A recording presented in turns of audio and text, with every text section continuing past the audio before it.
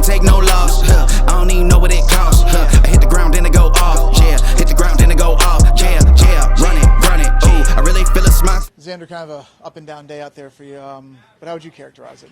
Yeah, fortunately finished up on top. A few hiccups there in the middle of the round. Just two bad, one really bad tee shot, one unfortunate sort of short par miss, and was happy to bounce back quickly and pick up a couple other birdies coming in.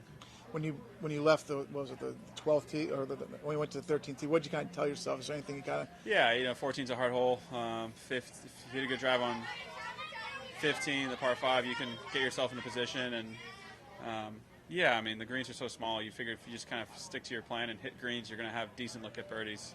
Even if guys, it's pretty funny if you watch coverage. Guys will kind of like drop a club or something and hit it on the green, and they're like 25 feet away. So just try to stay extra patient and clean up the round.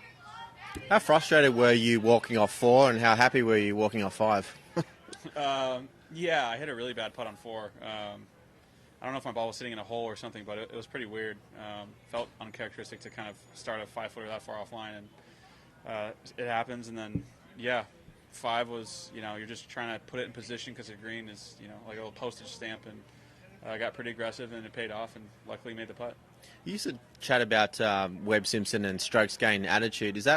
Do you think that's paying dividends like a year or two later? Like you're walking off having made bogey and you make eagle in the next hole. Are you always reminding yourself an eagle's around the corner?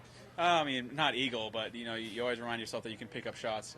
If you're aggressive and smarter on the property, you will pick up shots, and it's one of those places. I've been on the other side of the fence on this course where you get aggressive and you get frustrated and you start missing all these putts, and all of a sudden you're like 3 over on the day and you don't feel like you're playing that bad. So yeah, I think strokes gain attitude is something you have to work on for quite some time. It just doesn't kick in, 1 week and not the other. How much you look? Oh, sorry. Do you feel like your game travels to a lot of different types of golf courses that your game kind of plays well? Every tour pro's dream and every tour pro's plan. You want to. There's certain courses that suit your eye better, but for the most part, if you can shape the ball both ways and you're pretty good throughout the bag, you should be able to play anywhere as long as you're not making too many mistakes. You go. If anybody asked about 15, forget it. But what happened on 15? Can you walk us through that hole? 15. The par 5. Par 5. Yeah. We were kind of between hybrid and 4-wood.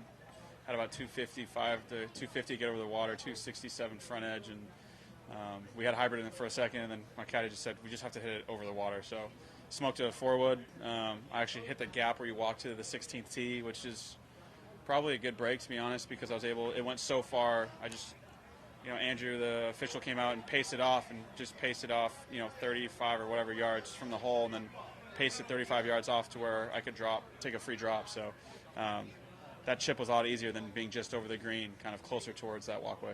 Obviously, you weren't trying to play for that break, but do you feel like the grandstands were too close on that green, or?